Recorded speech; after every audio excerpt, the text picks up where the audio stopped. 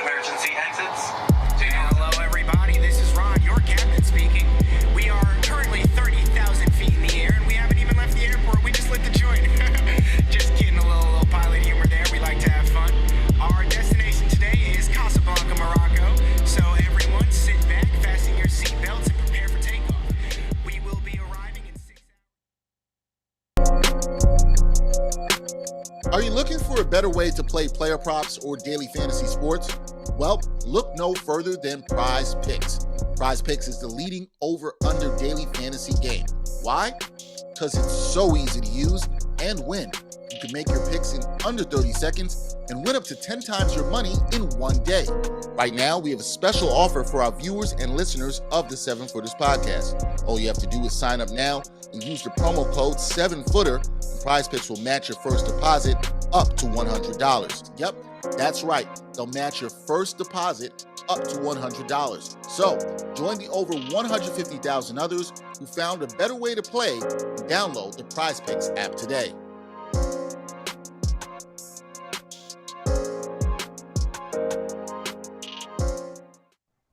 Seven Footers gang, what is going on? It is the NBA postseason, and things are gonna get heated. What's going on over there, Jarod? Oh, enjoying this lovely day we have out here. It's like sunny and 70. I mean, thank God. It's like, whew, get us towards this spring and summertime, please. Winter brutal up here in the Northeast.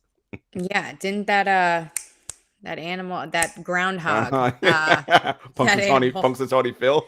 Yeah, the groundhog. He screwed us again. Yeah. I mean, he usually does. That's usually his MO. He usually pretty does. much. Yeah.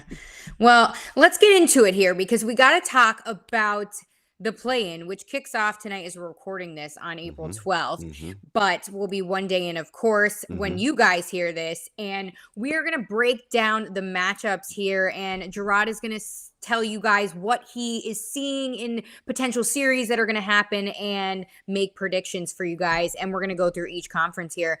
And let's kick it off with the number one Miami Heat, and they will play the 8th seed. Now, that could be the Hawks, Cavs, Hornets, or Nets, depending on the play-in, which, of course, kicks off on April 12th. So, Jarod, talk to me about the number one Miami Heat. I mean, a lot of these teams, these teams right here, the 4 teams I named, have grit, and you don't want to lose to them. No. Look, the Heat, first of all, shouts to the Heat. Kudos getting the 1 seed. They did what they had to do. Erik Spoelstra on many people's Coach of the Year lists. If he wins it, I would not be mad at that. He's done a hell of a job with all the inconsistencies and injuries in that lineup all season long. My concern about the Heat is, again, can they score enough points when it matters? I know everybody's like Tyler Hero, Bam, but those guys have not been consistently effective all season long, and that worries me. Kyle Lowry is a little bit older. All those things to me are concerning, Jenna. Now, all that being said, it doesn't matter in the first round if they get the Hawks, the Hornets, or the Cavs. They would beat either one of those teams in 5 games at most. Now, if for some reason the Brooklyn Nets lose the play-in game tonight and then they win the next game and get the 8th seed, that a potential Miami-Brooklyn matchup. Now, that's a whole different can of worms. Because while the Brooklyn has its defensive deficiencies, they can score a ton. And as good as Miami is defensively, we're talking about Kevin Durant and Kyrie Irving here, right? They're going to get theirs.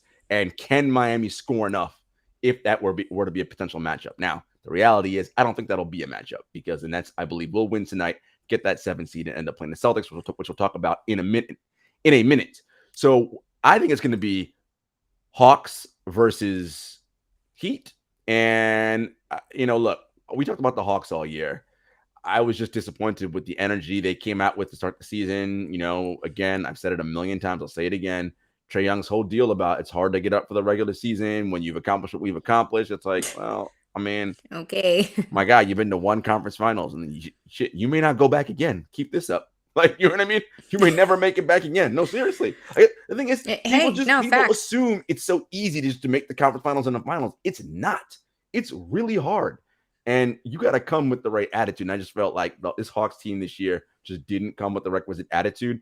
And we saw what GM Travis Schlenk said this year. Was like, maybe I shouldn't have brought everybody back. I mean, it is very rare that a GM just wildly says that in the middle of the season. Like, that is crazy.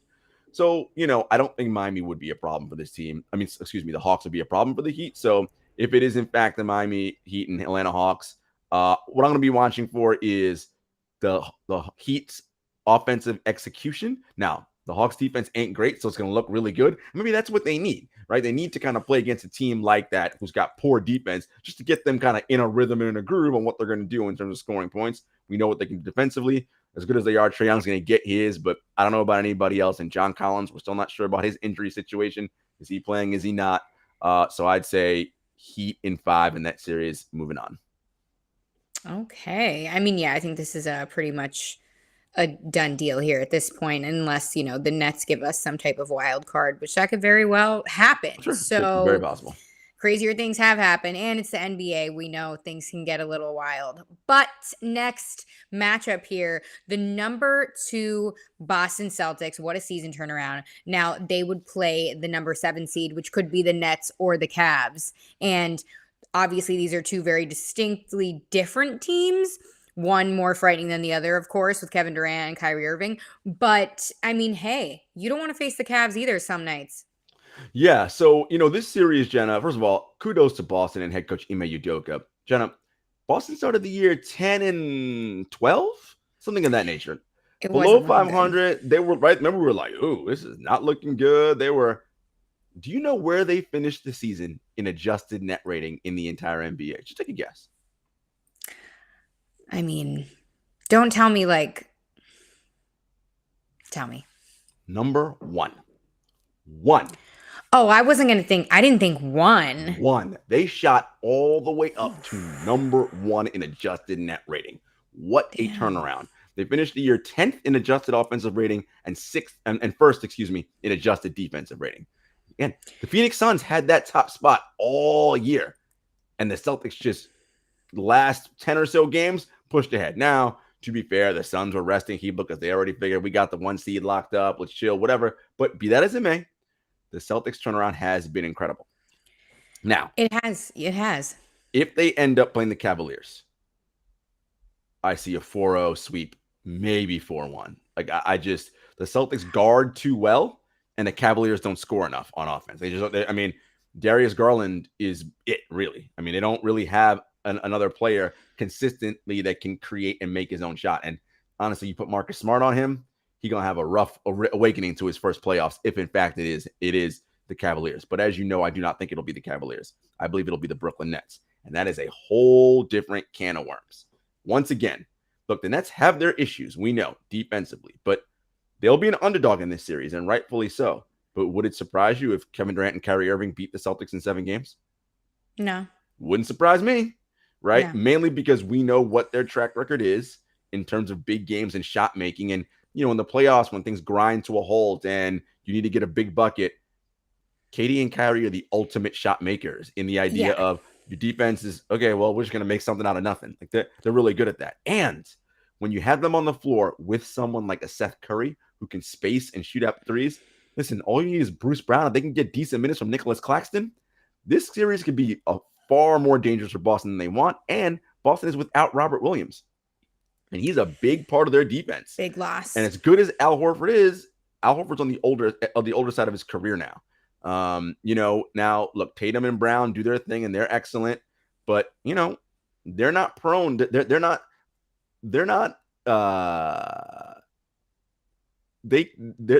can easily get into a situation offensively where they stop their ball movement and they get into too much one-on-one heavy isolation. And if they do a steady diet of that, that'll play right into Brooklyn's hands because no ball movement, cool. We can just worry about make or miss with Jason Tatum and Jaylen Brown. We'll live with those odds, right? So I just think that would be extremely interesting. So I'm going to watch in a potential Nets Bucks series how the Nets defend in terms of just giving the requisite effort. Like play the type of defense you played in the playoffs last year, right? Not the regular season defense or the defense they played at the beginning of this season when they were actually playing well defensively. If they're doing that defensively, guess what? I think this will be a long series, and it could go either way. Very, very interesting. I mean, yeah, to your point, when you're looking for shot makers, of course, you're going to look to Kyrie and KD. But also, I mean, look at the postseason experience that the both of them have combined. Not to mention, Kyrie Irving's one of the most clutch players in the NBA, especially when it comes to those types of moments. So, yeah, going to be an interesting one there. But that Celtics defense is too tough. Excellent. All right, let's talk about the I didn't make my prediction yet. Prediction. If it is Nets Celtics, I am going to say Brooklyn in 7. They win game 7 on the road in Boston. Okay, just because you said that, I'm going to say Boston wins it at home, game 7, okay. And it is going to be the biggest upset of the postseason. Just to go different. You heard it here first, kids. Just to go different. Just to go different. I mean, I didn't come up with that on my own. Okay, let's talk about the number 3 seed Bucks versus the number 6 seed Chicago Bulls. Is this a no-brainer? I mean, defending champion Milwaukee Bucks, and everyone talked about how Milwaukee rested all their players at the end of the last game to duck the Nets in round 1 so they would play the Bulls. Shout out to my colleague David Thorpe on True, who says, I don't know if they were ducking the Nets so much as they no, we want to play Chicago instead. And when you think about that, that makes sense. Chicago's reeling. They're injured. Lonzo Ball will not be here for the playoffs. Zach LaVine's dealing with an injury. You know, the Chicago Bulls aren't the team they were at the beginning of the season.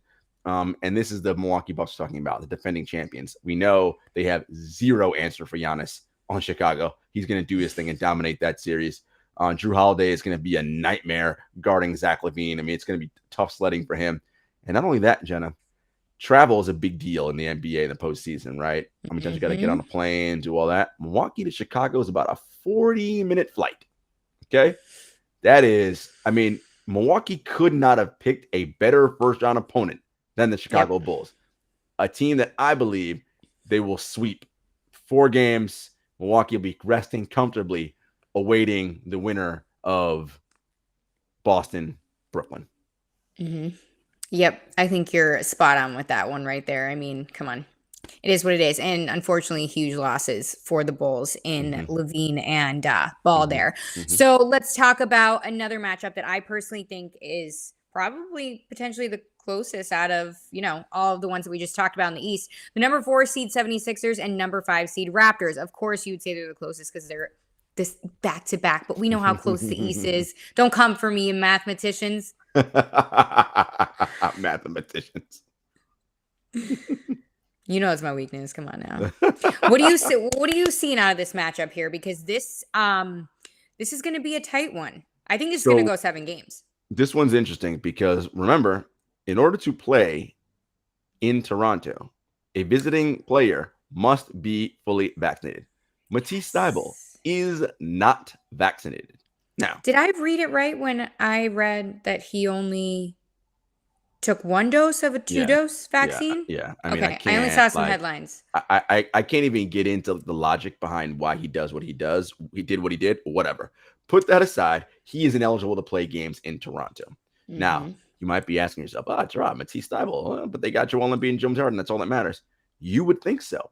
Matisse Thybulle is their best defender. He is so critical to what they do defensively. And him not being there on any potential road games in Toronto, that's a problem, right? Because you'd likely put him on Siakam or Scotty Barnes or something like that. And plus he's your number 3 player. Correct. So, you know, this is going to be a problem for them. Now, of course, the Toronto Raptors have zero answer for Joel Embiid. Like literally none. No matter who Precious Achua, Boucher, Scotty, it doesn't matter who you put on him. Joel Embiid's going to do his. Now, what I will like to see in this series, Jenna, is Joel Embiid. Can he play in a postseason up to the level he's played in the regular season? Because he has not truly dominated a postseason yet. No. And I want to see that, right? If he is, in fact, the best player in this series, then the Sixers will win. But if he's coming in a little bit less, we got problems. And I will say this. James Harden, look, Scotty Barnes is going to be a nightmare guarding James Harden. Like, he is going to, like, Scotty's so long and strong, and he ain't going to bite on a lot of those pump fakes. And look, if James Harden is doing the thing where he's trying to get fouled instead of trying to score, look, because it all depends on what the referees do from a officiating standpoint. Are they going to have a tight whistle or a loose whistle? If they have a loose whistle and Embiid and Harden go to the free throw line 60 times, then this will be over in 5 games, and the Sixers will just kill them because they're going to get into the bonus early in every quarter because those two are the best at drawing fouls. But if the referees do not call the game that loosely like that, and call it tight, or don't call it tight, hey man, I don't know how they're going to get secondary offense besides Joel Embiid, because James Harden has not looked good this year at all. And so, look, I think this is going to be a tight one. I want to say Raptors in 6, but the Raptors worry me too because I don't think they score enough points. As good as Siakam is, and as good as Scotty Barnes has been, and Fred VanVleet, I just, I worry about their offense. Like, can they get enough points and generate enough points? They're going to be a problem defensively. Nick Nurse is going to scheme his way through a lot of different things here. I can see this going 6 or 7, but I'm going to lean ever so slightly 76ers in 6. Okay. Bonus question. Mm-hmm. Is this a make or break postseason for James Harden? I mean, yes. Look, I'm a huge Harden backer and supporter, and have been, high on Harden ever since he was at Arizona State in college, but his OKC days. But every postseason, it's something, right? And he has not had strung together a good postseason front to back since his early OKC days. He had a couple decent ones in Houston, but those big games where he's a no-show, that's a problem. Mm-hmm. He forced his way out of Houston to Brooklyn, forced his way out of Brooklyn to Philly. Hey, man, if you don't put something together and play to the level where you're capable of in the postseason this time, this is going to be an ugly stain on his resume that he's not going to be able to erase. So it's going to be one of those things where, yeah, James Harden, great regular season player, but can't get it done in the postseason, and that'll be his legacy. It's going to be unfortunate. It's going to really be unfortunate. Chills. All right, let's move to the West because we need to chit chat about the number 1 Phoenix Suns. Now, like the East, they will take on the number 8 seed. That could be the Pelicans, Spurs, Clippers, or Timberwolves. A bunch of little wild cards in here. Not so much the Pelicans for me, of course, or nearly the Spurs, but you never know. So talk to me about this one. I mean, are you worried about the Phoenix Suns at all when it comes to these teams? No. Jenna, the Phoenix Suns have been a machine all season long. An absolute machine. They finished the league with the best record, 64-18. Number 2 in adjusted net rating, as I mentioned, behind Boston. But again, they kind of put it in the slow gear down the stretch. Number 5 in offensive rating, number 3 in defensive rating. Look, this team came back this season on a mission. They were up 2-0 in the NBA Finals last year and lost 4 straight to the Milwaukee Bucks. And that game 3 could have turned a different way. They go up 3-0, things look a lot different, right? They came back on a mission, similar to, I feel like, how the Spurs came back on a mission all those years ago against Miami when they lost that Ray Allen game, and the next year they came back and they were like, no, we're getting back to this point and we're going to win it. Now, long way to go before we get there, but that's the mindset that I saw from Phoenix from game 1. They just came out from the jump and was like, no, we're going back. Chris Paul, Devin Booker, Mikal Bridges, DeAndre Ayton, Cam Johnson, like this team is just, they're so good. They truly are. The sum of their parts is greater than any one individual, right? Like that, it's just they're just, as a collective, they're so good. They're on a string. They're following Monty Williams' lead.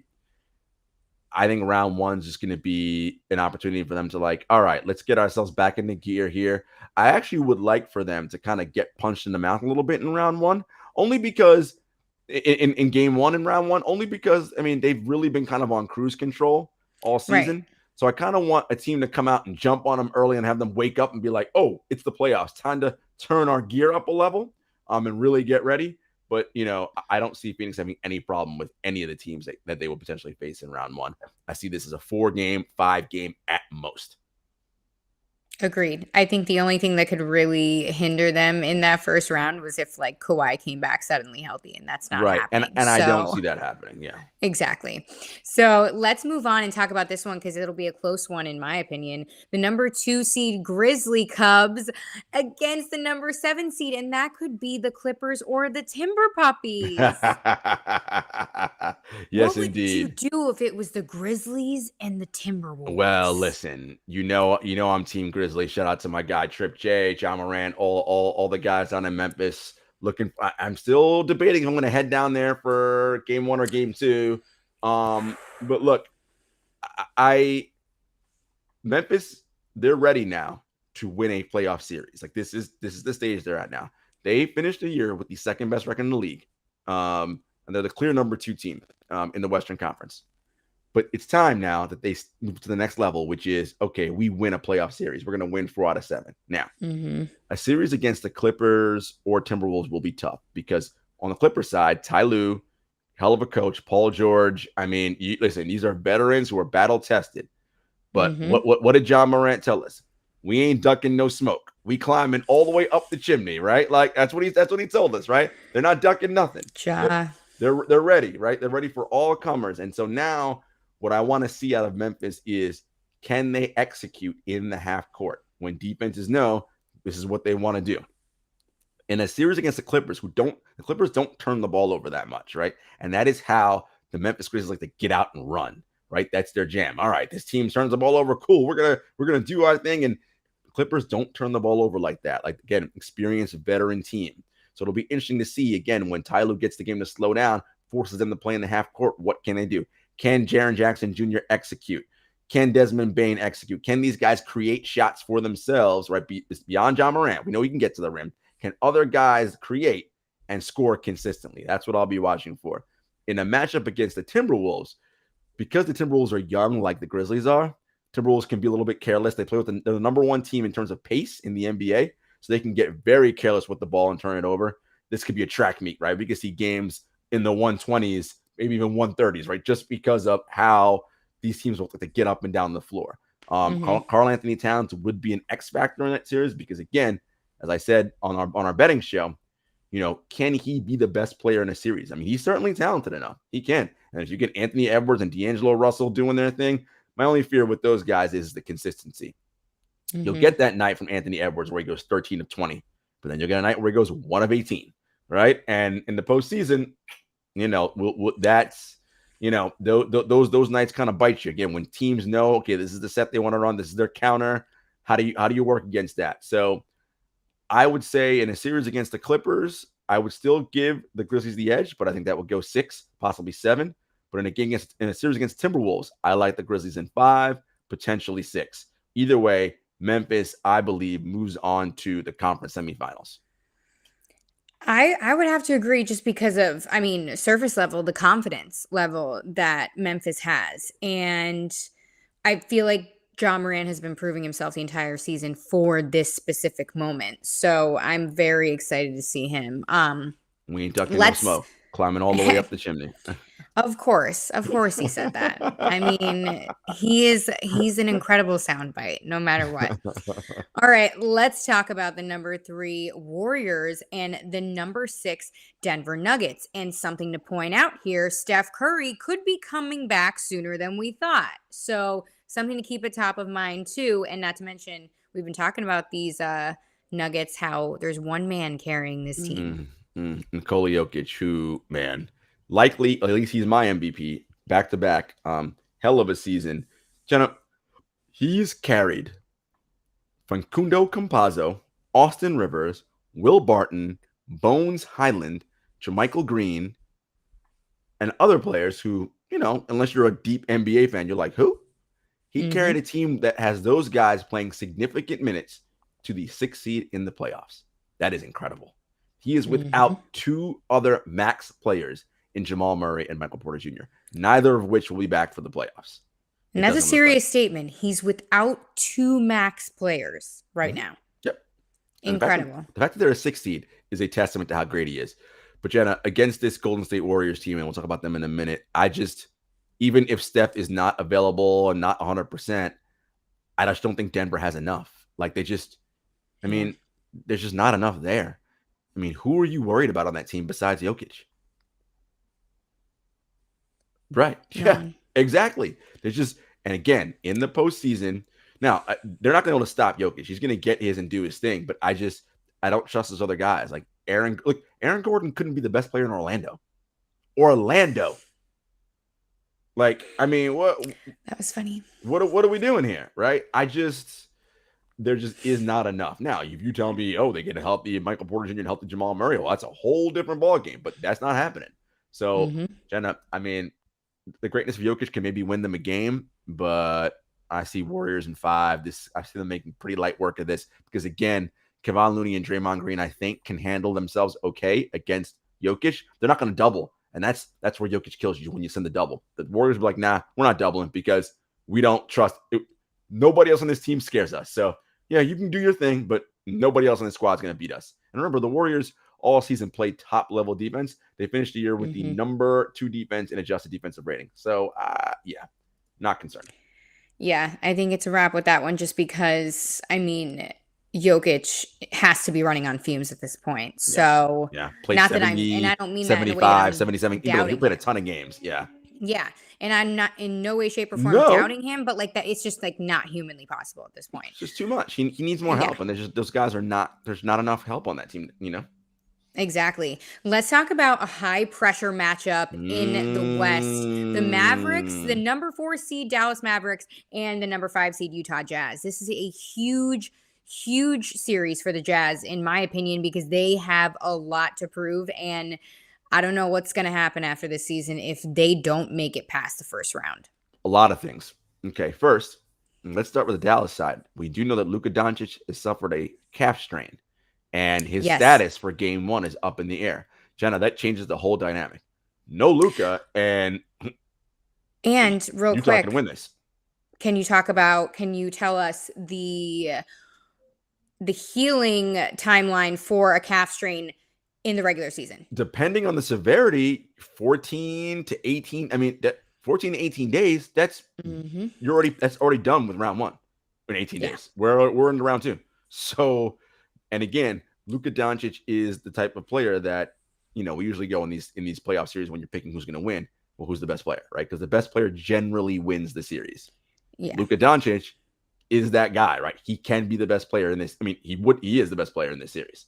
But if he's not healthy, and if he comes back too soon and he's limited and not as effective, this could really hurt Dallas. So I'd be mindful here. Defensively, I like what Dallas does. And look, for all the problems Utah has, and look, Jenna, they got a lot of problems, okay?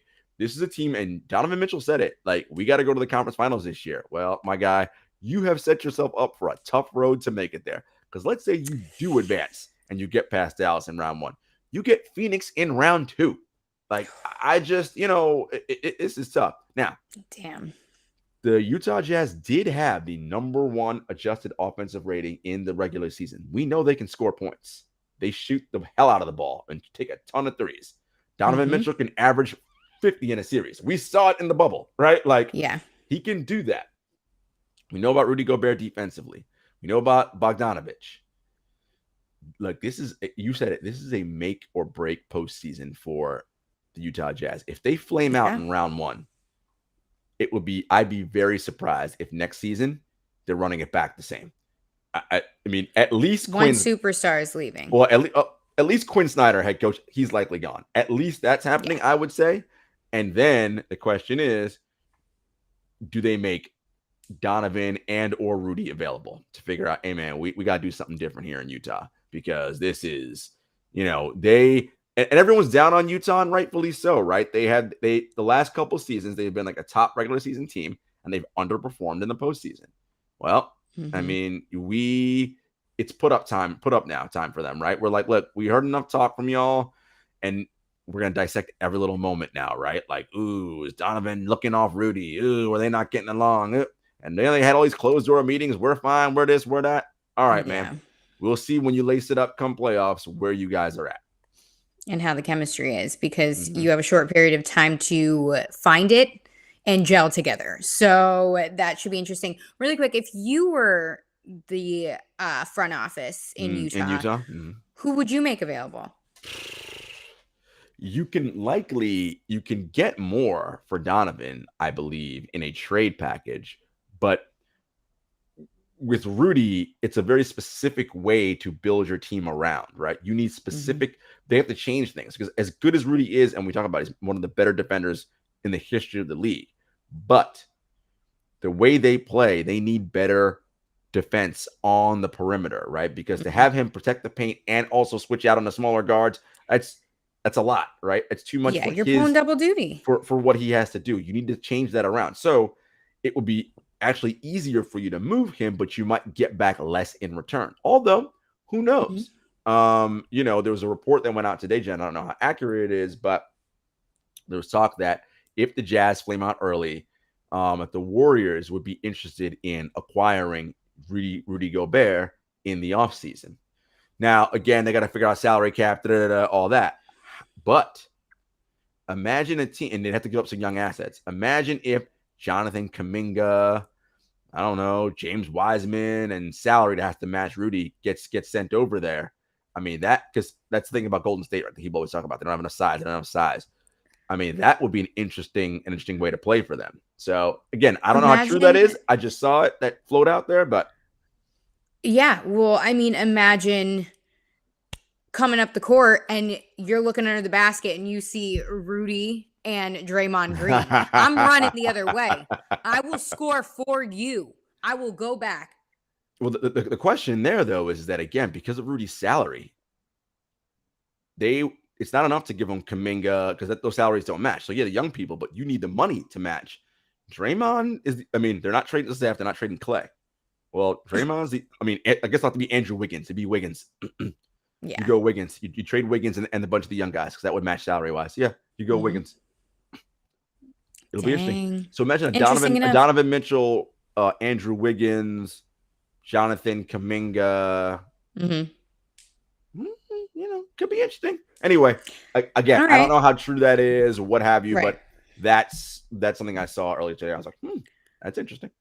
So what's your pick for Dallas and Utah? My pick in that series, okay, it all hinges on the health of Luka Doncic. If Luka's healthy and play, although here's the thing, I think he's going to play hurt. That's what they're going to do. So, I know it's tough, especially with the calf. Dallas in 6, but I'm not 100% confident on that, because if he tweaks it and he's like how Harden was last year in the postseason on one leg and ineffective, Utah could take that. But I want to say Dallas in 6 right now. Okay. I'm not mad at it. But if Luka doesn't play, then Utah. Agree. Then it's Utah. Yeah. It's Utah. Very interesting. Well, guys, tonight that we are recording this, April 12th, the play-in tournament kicks off, and things are going to get heated, and they're going to change really quickly. So make sure you stick with us throughout the postseason. We got you covered. As always, folks, you know where to find us. We are part of the Props Network. Of course, you can find us on Apple Podcasts, Spotify, YouTube, Stitcher, SoundCloud, all that, at 7FootersPod on Twitter, at 7FootersPodcast on Instagram, at JS Hector, at Jenna Lemoncelli. And until next time, peace.